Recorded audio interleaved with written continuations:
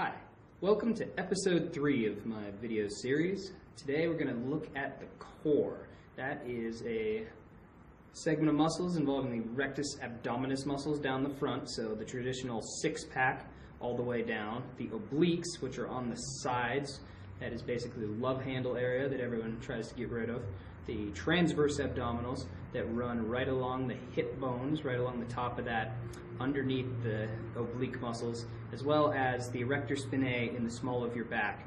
All of these things make up the core and help with posture, which is extremely important throughout the day. It will help you keep a good gait pattern. It helps with just posture issues with your neck, keeps everything in line, and is very important to have compensatory strength in the front as well as the back, sides, everything working together.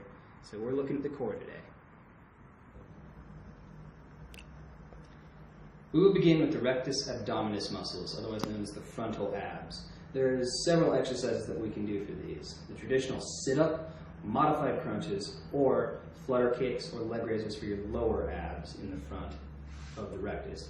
So to begin with, we'll just start off with regular crunches. Now you can do these with your feet down, arms across the chest, arms up by your head, boxer's pose, whatever you'd like, and you just crunch up, really stressing those frontal abs of your rectus.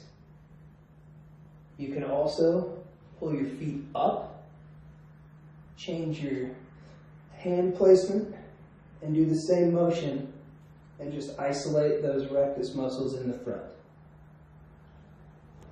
Now, if you want to stress the lower abdominals of the same muscle group, the same rectus, you can also do something called flutter kicks, where you grab hold, solidify yourself, lay your head back, and then with your feet, just flutter as you pick those up off of the ground. And that works the lower part of your rectus abdominis in the front that are really hard to get to with regular traditional crunches. Also, with one leg at a time, you can just do a leg raise, straight leg raise, alternating legs, and that will also work the lower head of your rectus abdominis.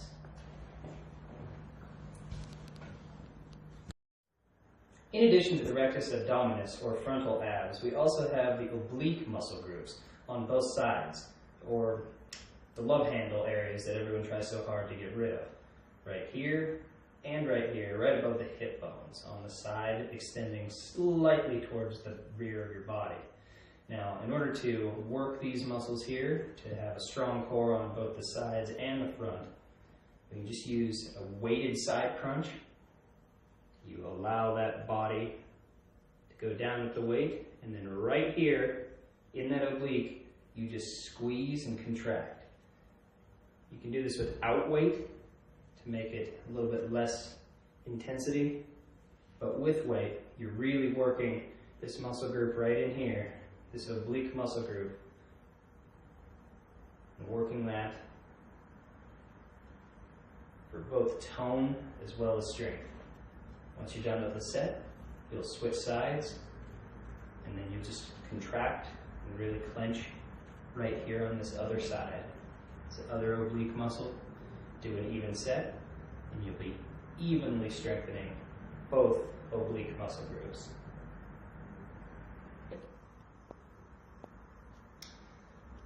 Another exercise that we can do for the rectus abdominis muscles in the front, the obliques, as well as the transverse abdominals that run right above the hip bones underneath the oblique muscles.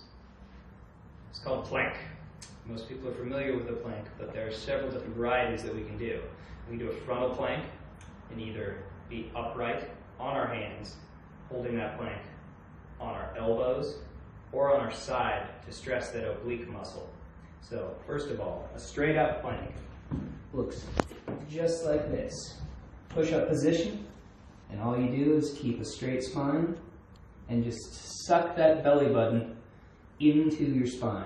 Suck that belly button, those low abs right over your hip bones, and suck those into your belly button.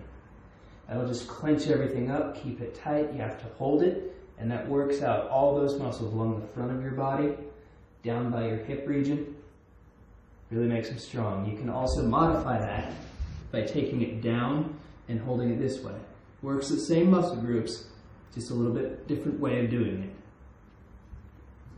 In addition to that, you can switch around and do that same thing on your side. Get up on the side and just suck that oblique muscle towards your midline, towards what in essence would be your belly button. And then just lower that back down, take a rest period. Next step, you just time that back up for another 30 seconds or whatever you choose to do.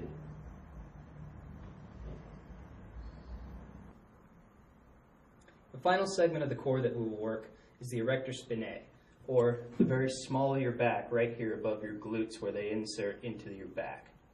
Now this is a Good Morning machine or a back extension machine. This machine is a great device, but we have to be aware that we're extending our back no farther than a neutral spine. We don't want the back or the spinal column to overextend and hyperextend at all. We want to take our body and go no farther than a neutral spine. I'll demonstrate what that looks like right now. And what this does is it works those glutes, your hamstrings, as well as your lower back. You'll find what's appropriate for you here, the height ending right at your hip bones. You'll lock your feet in, and then behind you with straight legs, slight bend in them. Just dip down to a 45 or a 90-degree angle with your upper body, and then just straighten that up, clenching as you do so with your hamstrings, your glutes, and your lower back, and then you just repeat that motion. Again, don't hyperextend that spine, just bring it up to a neutral spinal column, looking straight ahead of you or down. Don't look up and hyperextend your neck, just to a neutral spine, really working those glutes where they insert into your back, your lower back, as well as your hamstrings.